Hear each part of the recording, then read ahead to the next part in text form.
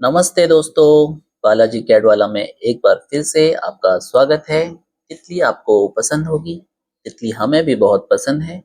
तो आज हम तितली कैसे बनाई जाती है कैड में आपको दिखाएंगे। उसके पहले एक छोटी सी शायरी अर्ज है।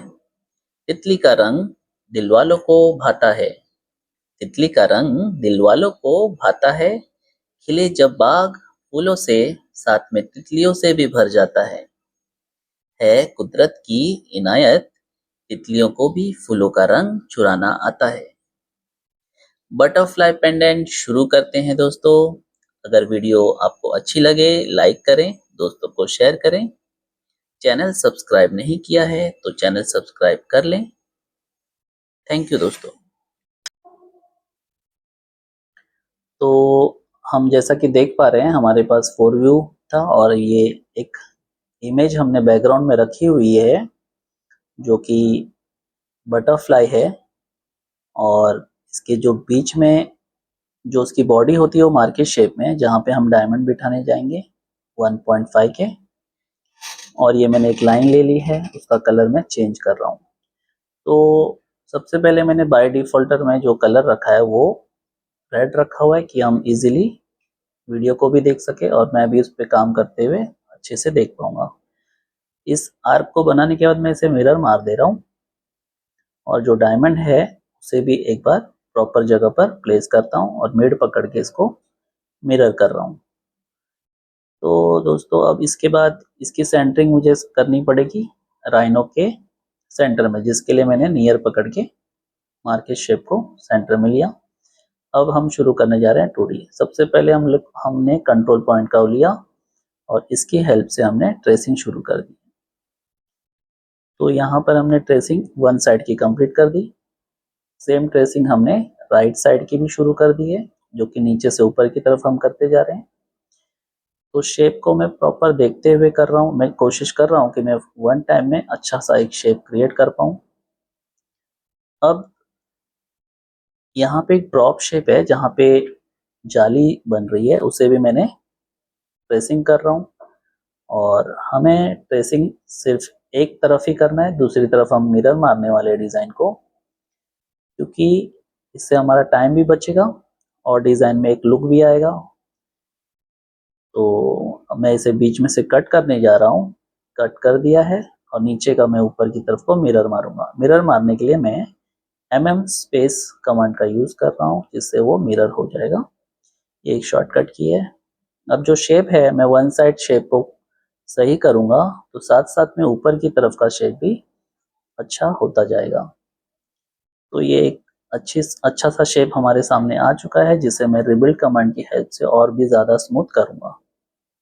इसके मैंने पॉइंट पहले 8 रखे थे, अब उसे 10 कर रहा हूँ, जो कि आप देख पा रहे हैं कि ये पहले से बहुत बेहतरीन। दोनों को जॉइंट कमांड की हेल्प से मैंने जॉइंट किया है दोनों को। अब रिबिल्ड करके उसे मैं एक सिंगल फ्लो करूंगा। तो देखिए बहुत प्यारा सा यहाँ पे शेप ड्रॉप आ चुका है हमारे स्क्रीन पे। तो इसे मैं ऑफसेट मारने जा रहा हूँ। इसे मुझे 0.7 या 0.8 का ऑफसेट मारना है, तो 0.7 ठीक लग रहा है। तो अब ऊपर का जो शेप है, जो हमारे विंग्स हैं इस बटरफ्लाई के, उसे भी मैं सेम तरीके से एक प्रॉपर शेप दूंगा। तो सारे पॉइंट्स को मैं मूव कमांड की हेल्प से रीशेप कर रहा हूँ, उसे प्रॉपर कर रहा हूँ। लेफ्ट साइड का हो चुका है, राइट साइड का भी हम अच्छा करते जाएंगे। तो दोस्तों इसके साथ साथ ये शेप अच्छा हो चुका है, इसे हमने ज्वाइन कर लिया है और इसे मैं ऑफसेट मार रहा हूँ। तो नॉर्मली हम पावर सेटिंग में 0.3 का ऑफसेट मारते हैं, लेकिन यहाँ पे थिकनेस ज़्यादा है इसलिए 0.4 का, और उसके बाद स्लांटिंग के लिए 0.15 का हमने ऑफसेट मारा। तो जो कि मैं आपको मेंशन कर रहा हूँ यहाँ पे 0.4 और यहाँ पे 0.15 का, ठीक है। तो ये आपको पावे के लिए इस तरीके के ऑफसेट मारने पड़ते हैं। ये एक सेटिंग है जिसमें डिज़ाइन का लुक बहुत अच्छा आता है। अब हमने इसे मिरर मार दिया है दूसरी तरफ, और ऊपर जो ड्रॉप बनाया था हमने राइट साइड वाला, उसे भी हम सेंटर में जो उसकी बॉडी है मार्किट शेप की, उसका मिरर हमने लिया है। तो दोस्तों ये एक बहुत अच्छी डिज़ाइन बन गई। बैकग्राउंड मैंने हाइड कर दिया और हम देख सकते हैं कि हमारे पास एक अच्छा सा 2D रेडी हो चुका है। तो ये वीडियो एक्चुअली में बहुत बड़ी होने वाली है, क्योंकि मैं हर एक चीज़ डिटेल में आपको बताने जा रहा हूँ। तो आप वीडियो में कोई भी स्टेप्स को मिस नहीं करिए। तो देखिए दोस्तों, इसे मैं अब 3D प्रोसेस करने जा रहा हूँ। पैच कमांड लेके मैंने इस विंग को पैच सरफेस से बना दिया है। अब इसे मैं एक फ्लो क्रिएट करूंगा केज एडिट कमांड की हेल्प से। देखिए मैंने बीच का पार्ट सबसे पहले पॉइंट्स की हेल्प से ऊपर की तरफ कर दिया है। अब ये एक 3D लुक इसमें आ जाएगा, और जैसे नॉर्मली विंग्स होते हैं बटरफ्लाई के, उस तरीके का ये एक 3D फ्लो उसमें क्रिएट किया है हमने। अब ये जो ड्रॉप वाला शेप है, जो नीचे की तरफ का विंग है, उसे भी हम फिर से केज एडिट करेंगे। सबसे पहले हमने उसे स्प्लिट कर दिया था, और ये अभी मैं इसमें भी पॉइंट्स पकड़ के ऊपर की तरफ को मूव करूंगा एरो की हेल्प से। ये ऑर्गेनिक कमांड की हेल्प से हम कर पा रहे हैं, इजीली मूव कर पा रहे हैं अप एंड डाउन। तो अब आप देख पा रहे हैं कि एक अच्छा सा शेप हमारे हाथ में आ गया है। अब हम एक्सट्रूड सरफेस कमांड लेना था, मैंने बाय मिस्टेकली एक्सट्रूड कर्व ले लिया। ये एक्सट्रूड सरफेस कमांड लेना था हमें। तो 1 बाय 1 लेते हैं। इस पावे का हम नॉर्मली हाइट 1.2 रखते हैं, जो कि मैंने -1.2 टाइप करके लिया है। और ये जो मेटल पार्ट है उसे ज़्यादा हाइट देने की ज़रूरत नहीं है, उसे 0.8 हम लोग दे सकते हैं। अब ये पावे को हम स्प्लिट कमांड की हेल्प से कट करेंगे, और उसमें एक डीप डेप्थ देंगे जिसमें हम डायमंड प्लेस कर सकते हैं। तो दोस्तों, डिज़ाइन थोड़ी क्लियर दिखे और हमें फील आए कि ये रियल डायमंड गोल्ड का काम है, इसलिए इसे येलो कलर में करना ज़रूरी होता है। और ये जो विंग है ऊपर वाला, उसे हम पावे सेटिंग करने जा रहे हैं।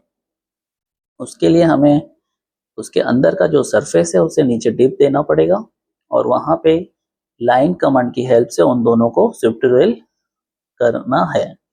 और देखिए आपके सामने एक पावे सेटिंग तैयार हो चुकी है, जिसमें हम डायमंड बिठाएंगे, और ये डिज़ाइन बहुत ही खूबसूरत बनने वाली है। तो डिज़ाइन में जो येलो कलर का जितना भी पोर्शन है वो गोल्ड का पोर्शन है, और ये मैंने वन साइड से सेकंड साइड मिरर मार दिया, और मार्किस को भी मैं नीचे एक्सट्रूड करूंगा क्योंकि वहां पर डायमंड बैठने वाला है। तो यहाँ पे 1 mm का हमने हाइट लिया है जहाँ पर डायमंड बैठेगा। नॉर्मली हमें पता है कि बटरफ्लाई में जो उसकी बॉडी होती है वो ऊपर की तरफ दिखनी चाहिए, इसलिए हमने वहाँ पे एक स्टेपिंग क्रिएट किया है। और ये आप देख सकते हैं, बहुत ही खूबसूरत हमारा एक 3D व्यू तैयार हो गया है।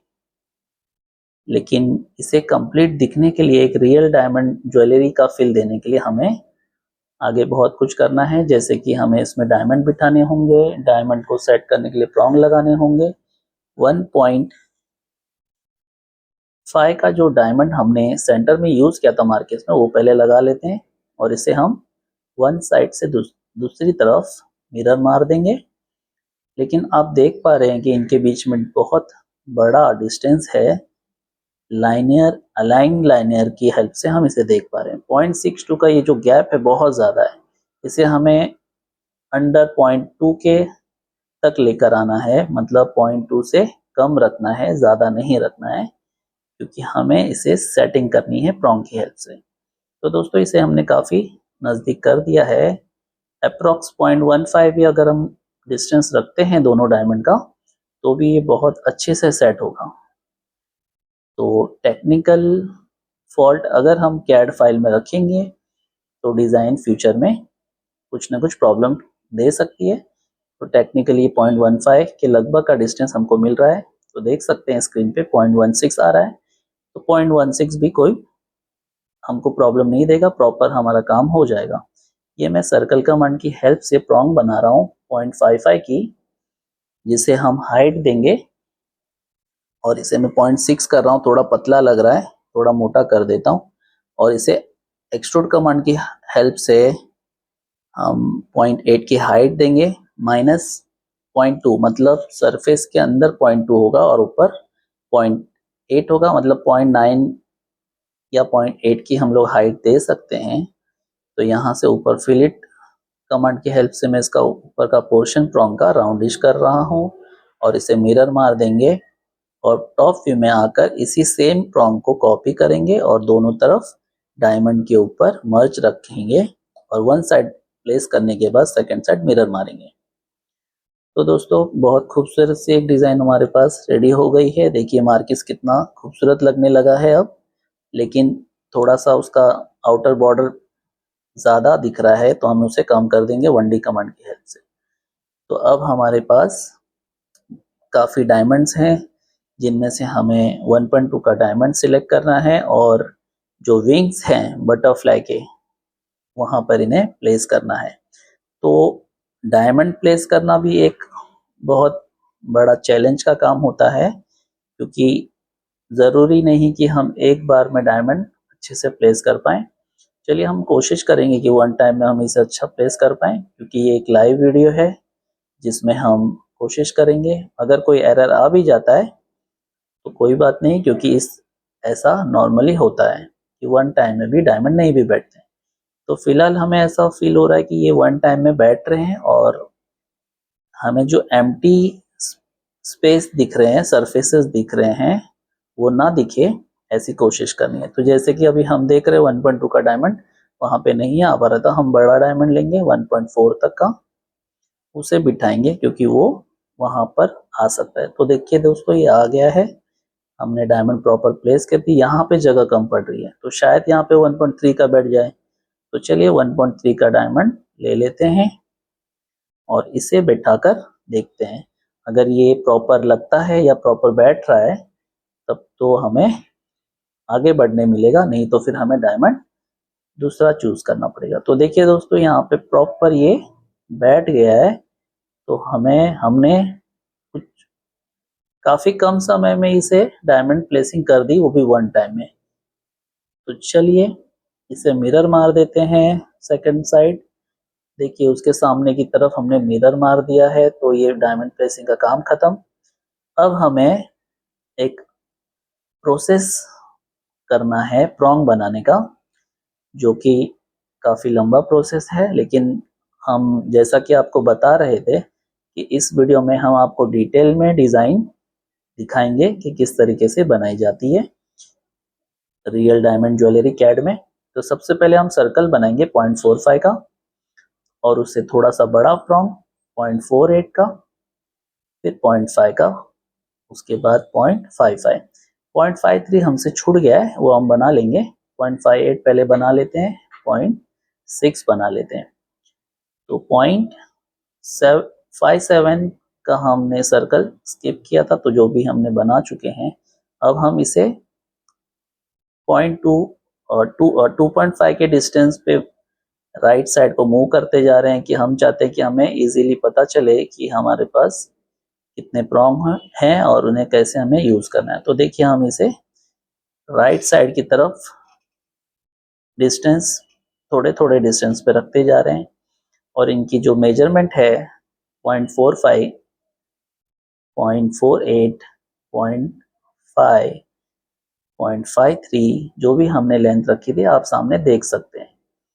तो ये इंडिकेटर है कि हमारे पास जो प्रॉन्ग हैं जो हम यूज करने वाले हैं उनकी साइज हमें सामने दिखाई दे रही है। देखिए बिल्डिंग जैसी हमने तैयार कर दी है और हमें इजीली पता चलेगा कि हम किस साइज के प्रॉन्ग को कब यूज कर रहे हैं। तो दोस्तों इसके बीच में पॉइंट्स रखेंगे सबके, तो हम सबको फटाफट पॉइंट्स लगाने जा रहे हैं। देखिए सारे के सारे हो गए। अब हमें क्या करना है, पर्सपेक्टिव व्यू में आकर ये जो सारे सर्कल हैं उन्हें -0.2 नीचे कॉपी कर लेना है। जैसा कि आप स्क्रीन पे देख रहे हैं हमने -0.2 ले लिया है। अब नीचे से सारे के सारे सर्कल को सिलेक्ट करेंगे और इसे ऊपर की तरफ एक्सट्रूड करेंगे। 0.1 नहीं करना है, 1 mm तक करना है, क्योंकि हमें सरफेस के ऊपर 0.8 चाहिए और जिन्हें हम साथ में एक हमने जो फिलेट कमांड लिया है सब में हमने सिंगल फिलेट मारा है 0.2 का। अब इसे हम सबको ग्रुप कर रहे हैं पॉइंट्स के साथ। एक प्रॉन्ग उसके अंदर जो पॉइंट है वो हमारे लिए इम्पोर्टेंट है, क्योंकि हम पॉइंट की हेल्प से ही प्रॉन्ग को सरफेस पे प्लेस कर सकते हैं। ये ओरिएंट कमांड लिया है हमने। तो दोस्तों ओ स्पेस करने से हमने ओरिएंट कमांड ली है। मैं इसका लॉन्ग प्रोसेस भी आपको बताऊंगा कि ये मैंने कैसे किया। इसे नॉर्मली हमने ट्रांसफॉर्म में जाकर ओरिएंट ऑन सरफेस कमांड लिया है, थोड़ी देर में हम बताते हैं। पहले यहाँ पे हम प्रॉन्ग प्लेस कर लेते हैं। तो ये हम कोशिश करेंगे कि वन टाइम में जो प्रॉन्ग हमें मिले वो ज़्यादा से ज़्यादा जगह पे यूज़ कर पाएँ। तो कमांड हमसे छूट गया है, फिर से हम एक बार कमांड ले लेंगे और जहाँ-जहाँ पर ये प्रॉन्ग अच्छे से बैठ पा रहा है वहाँ-वहाँ पर हम बिठा देते हैं। तो इससे हमारा टाइम भी बचेगा। वन टाइम में हम लोग जितनी जगह पर हो सके बिठाएंगे। कॉम्प्रोमाइज़ नहीं करना है दोस्तों, लेकिन अगर बैठता है तो मैक्सिमम जगह पर बिठा देना है, फिर दूसरे साइज़ की प्रॉन्ग लेनी है। तो देखिए दोस्तों, यहाँ पर हमने बहुत अच्छे तरीके से डायमंड को सेट करने के लिए प्रॉन्ग्स लगा दिए हैं। आप देख पा रहे हैं 2 डायमंड के बराबर बीचों बीच हमें इसे प्लेस करना होता है। अब टेक्निकली हमें ये भी सोचना है कि हमारी डिज़ाइन अच्छी तो दिखनी है, उसके साथ-साथ में ये रियल डायमंड कभी भी ना गिरे, उस तरीके का प्रोविज़न हमें यहाँ पर करना होगा। और इसके लिए हमें प्रॉन्ग की हाइट और प्रॉन्ग जो डायमंड में मर्ज होता है, उसे बहुत ध्यान से करना होता है। तो देखिए लगभग हम 0.08 या 0.1 का मर्जिंग हम नॉर्मली डायमंड के ऊपर प्रॉन्ग को चढ़ाकर करते हैं। अगर प्रॉन्ग डायमंड पर नहीं चढ़ा रहेगा तो वो सेट भी नहीं हो पाएगा। तो दोस्तों ये एक तरीका होता है जो कि मैं आपको शेयर कर रहा हूँ। मैं चाहता हूँ कि आप भी इसी तरीके से डायमंड के ऊपर प्रॉन्ग को मर्ज रखें और जहाँ-जहाँ पे अब खाली जगह दिख रही है, एम्प्टी स्पेसेस दिख रहे हैं, उन्हें हमें फिल करना है। जैसे कि यहाँ पर हमने अगर इसे रख देंगे तो थोड़ा-सा एम्प्टी स्पेस कम दिखेगा। तो देखिए यहाँ पर भी एक कहीं पे, यहाँ पे हमें दोनों डायमंड के बीच में एक रख दिया हूँ। तो ये बहुत अच्छी सी हमारी प्लेसिंग हो चुकी है। इसे भी हम सेकंड साइड में मिरर कर देते हैं और ये मिरर कमांड की हेल्प से हमने दोनों ही विंग में डायमंड प्लेस कर दिए हैं। तो ये बहुत ही अच्छा लगने लगा है हमारा डिज़ाइन। हम धीरे-धीरे अपनी मंजिल की तरफ बढ़ते जा रहे हैं। आप देख सकते हैं कि डिज़ाइन कितनी खूबसूरत बनी है, लेकिन इसमें 4 चाँद कब लगेगा?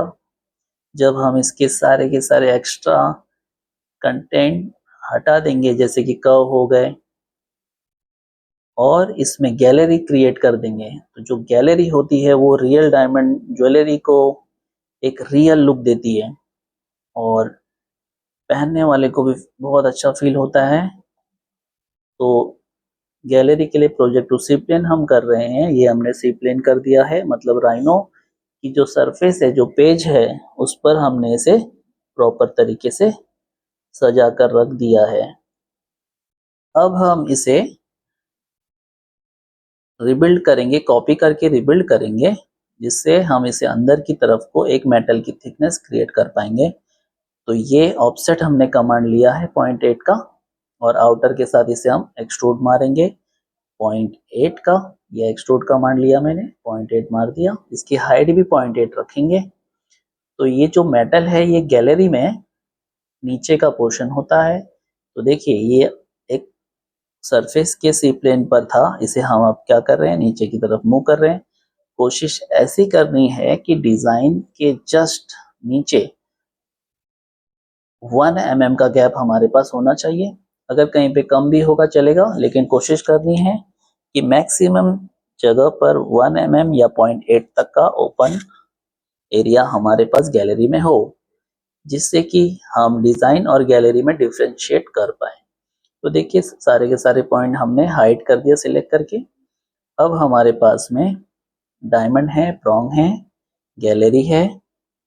तो दोस्तों अब हम इसमें सपोर्ट डालेंगे। सपोर्ट डालना का जो प्रोसेस है वो ऐसा है कि हमें लगभग 0.8 की थिकनेस वाला सपोर्ट यहाँ पे चाहिए। तो सबसे पहले कर्व लेंगे, उसको बोथ साइड 0.4 का ऑफसेट मारेंगे।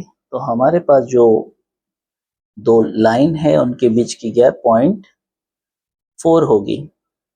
तो ये टोटल 0.8 का हमें डिस्टेंस वाला कर्व मिला है, जिसे हम सब जगह पर फटाफट प्लेस कर रहे हैं।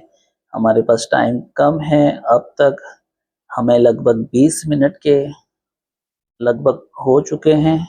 इस वीडियो को फटाफट हमें ख़त्म करना है। सारे के सारे सपोर्ट को हमें जल्दी जल्दी रोटेट करना है और कोशिश करना है कि इस डिज़ाइन को हम अच्छा बनाएं, कम समय में बनाएं।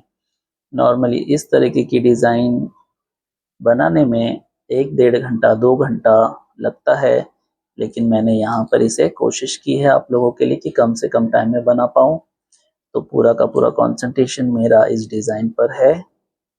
तो देखिए मैं सबको रोटेट कर रहा हूँ, जहाँ-जहाँ पर हो सकता है मैं सेम कटर, ये जो लाइन है ये कटर का काम करने वाली है। इसकी हेल्प से हम इस सरफेस में जो सपोर्ट होंगे उन्हें स्प्लिट कमांड की हेल्प से कट निकालेंगे। ये कॉर्नर पार्ट को हम यू ट्रेसिंग करके हमने प्लेस की, क्योंकि वहाँ पे ये जो 0.8 की जो डिफरेंस पे जो लाइन बन रही है, इससे वो हो नहीं पाएगा।